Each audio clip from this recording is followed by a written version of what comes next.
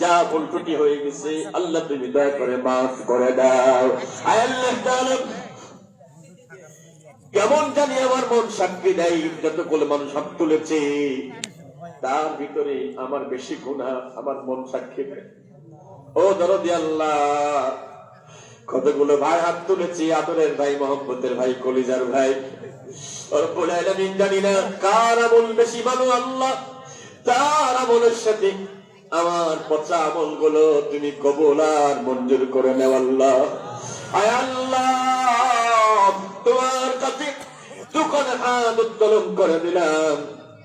কোরআনের মঞ্চে কথা বলি, এগুলো আমরা জানতাম না। কোরআনের পাখি আল্লাহ মরহুম আল্লামা সাইদ হুজুরের কাছ থেকে এগুলো আমাদের শেখা।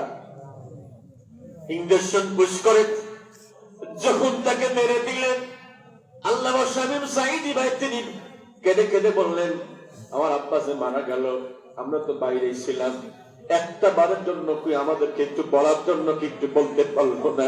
আমার আব্বা শেষ বিদায় নিয়ে চলে যাচ্ছে, একটা বারের জন্য কি বলতে পারলো না? রব্বুল আলামিন, আল্লাহর বান্দা চলে যাওয়ার একদিন পর আমি স্বপ্ন দেখতেছি, স্বপ্ন দেখছি উনি জান্নাতের গেটে দাঁড়িয়ে আছে, সুন্দর মনোরম পরিবেশে, সুন্দর বাগানে দাঁড়িয়ে আছে গেটে। আমি তার কাছাকাছি গেলাম, সালাম দিয়ে বলতে, হুজুর আপনি কেমন আছেন? আপনার শরীরটা কেমন আছে? আয় আল্লাহ তাআলা আমার বুকের উপরে হালকা কয়েকটা থাপড়া দিয়ে বলছে, বাবা আমি যে রাস্তায় চলেছি এই রাস্তায় চলবা, বিপদ হলেও টেনশন নাই, মরণের পরে আল্লাহ জান্নাতের ব্যবস্থা করে দিবে। এই স্বপ্ন দেখার পর থেকে রব্বুল আলামিন মনটা আনচান করতো, জীবনে 2 বার দেখেছি, আর দেখা হলো না। রব্বুল আলামিন তোমার বান্দা গোটা পৃথিবীর কত মানুষের হৃদয়কে রব্বুল আলামিন তিনি জয় করে নিয়েছেন, কত মানুষের অন্তরের স্পন্দন তোমার বান্দাকে তুমি জান্নাতুল ফেরদাউসের মেহমান বানায় দিও আল্লাহ। রব্বুল আলামিন, আল্লাহ আমার হাতি ভাই ও আরশের মালিক আল্লাহ, তিনি মৃত্যুর আগে একটা কথা বলেছিলেন, বলতে গিয়ে তিনি বলতেন আমি এই কথাটা বলতে পারি নাই। কাকে? তার ভাইকে বলতে চেয়েছিলেন, ভাই ন্যায়ের পক্ষে ইনসাফের পক্ষে চলতে গিয়ে আমি যদি মারা যায় আমার ছেলেকে দেখে রাখবা, আমার সন্তানকে দেখে রাখবা। উনি বুঝে ফেলেছিলেন হয়তো শাহাদাতের সময় এসে গেছে, শাহাদাতের তামান্না নিয়ে চলতেন তোমার গোলাম। আল্লাহ তুমি আমাদেরকে শহীদি মরণ দিও আল্লাহ। আয় আল্লাহ, কতগুলো আলেম বিনা কারণে তাদেরকে দুনিয়া থেকে বিদায় করে দেওয়া হলো। আল্লাহ তোমার গোলামদেরকে তুমি আল্লাহ মাফ করে দাও, ক্ষমা করে দাও। ইকামতে দ্বীনের কাজ করতে গিয়ে, আল্লাহ ইসলামের পক্ষে থাকতে গিয়ে একজন ভাই একদিন ফোন করেছে আমার কাছে, মুতাসিম বিল্লাহ ভাই কেমন আছেন? রাতের বেলা আমি বলছি ভালো আছি ভাই, আপনি কেমন আছেন, কোথায় আছেন? তিনি আমারই বলছে কাঁপা কাঁপা কণ্ঠে, ভাই আমি একটা কবরস্থানের একটা পুরাতন কবরের ভিতর লুকায় আছি।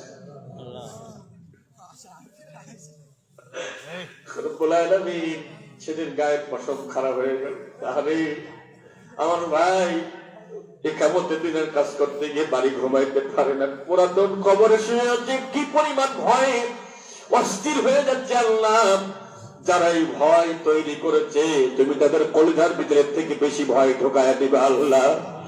যারা আমার ভাইদেরকে বিনা কারণে আল্লাহ আল্লাহ বিদায় করে দিয়েছে, তুমি ওদেরকে দেখে নিবে আল্লাহ। আমাদের কোনো উপায় নাই, আমাদের কোনো শক্তি নাই, আমাদের কোনো পাওয়ার নাই। আরশের মালিক আল্লাহ চোখের সামনে যেন দেখে যেতে পারি একটা বিচার আর একটা মনের আশা, কালেমার পতাকা আকাশে উড়বে, সারা বাংলাদেশের মানুষগুলো কোরআন মেনে চলবে, সারা বাংলাদেশের মানুষ কালেমার পতাকা হাতে করে চলবে, চারিদিকে শান্তি আর শান্তি বইবে।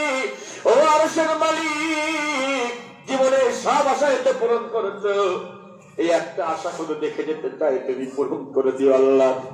আল্লাহ সেই জমিনে আলেমদের রক্ত পড়ে, ওই জমিনে দিন কায়েম হবে ইনশাআল্লাহ।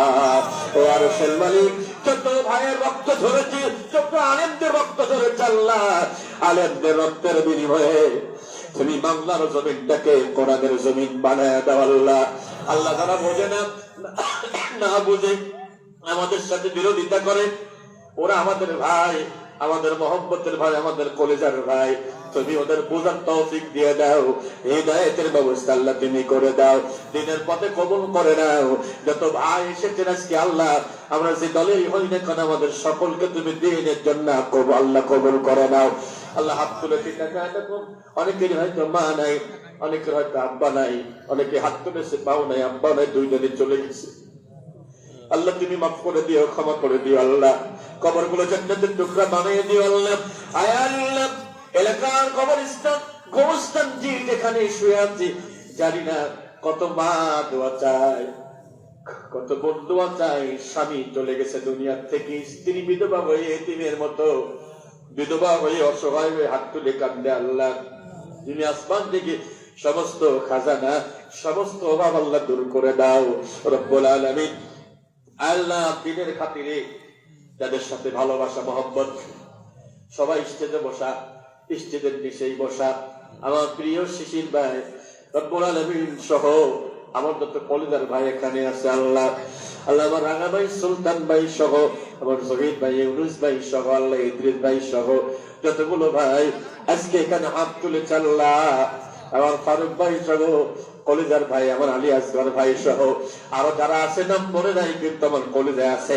বিহিন গ্রামের মানুষগুলো আমার কলিজার মানুষ, কলিজায় রেখে দিয়েছে আল্লাহ। কিছু চাই না, শুধু চাই আমরা আখিরাতে একই জান্নাতে থাকতে চাই আল্লাহ। তুমি একটু আমাদের এই দোয়াটা কবুল করে নাও, আমার মুরব্বীদের কবুল করো, যুবকদের কবুল করো, মাই কালা ভাইকে কবুল করো, তা বড় রান্না করেছেন তুমি ওদেরকে কবুল করো আল্লাহ। মসজিদের ইমাম মসজিদকে কবুল করো আল্লাহ। বিশেষ করে আমার সুলতান ভাই খুব নরম তবিয়তের মানুষ, আল্লাহ কবুল করো আল্লাহ। ভাই চেয়ারম্যান ইউনুস স্যার দেখা করে গেছেন অসুস্থ, আল্লাহ তুমি তারে কবুল করো, তার হায়াত দাও, হায়াত বাড়াও রব্বুল আলামিন। আমার আব্দুস সবুর ভাইকে তুমি কবুল করো, তার ভাতিজাকে কবুল করো আল্লাহ। এই কলিজার টুকরা যুবকরা এসে গেছে আল্লাহ, তুমি ওদের অন্তরে দিনের বোঝ ঝোঁকা দাও। আমার বাবুদের কবুল করো আল্লাহ, আমার এই কলিজার টুকরা যুবক ভাইদেরকে হযরত ওমরের মতো, আলীর মতো বানায় দাও আল্লাহ। ও আরশের মালিক, যতকাল বেঁচে থাকবো দিনের পথে টিকে থাকার তৌফিক দাও রব্বুল আলামিন। আল্লাহ তাআলা 1 তারিখের মাহফিল, এই 1 তারিখের মাহফিলকে আল্লাহ তুমি কবুল করে নাও আল্লাহ।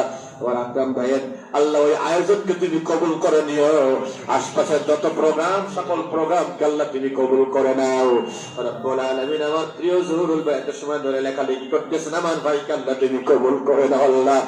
জানি না কখন জানি বড় দেশে যায়, বড়দের সময় জবানে জারি করে দিও মধুর কালেমা লা ইলাহা ইল্লাল্লাহু মুহাম্মাদুর রাসূলুল্লাহ। আসসালামু আলাইকুম। জি কাটাতে বসো।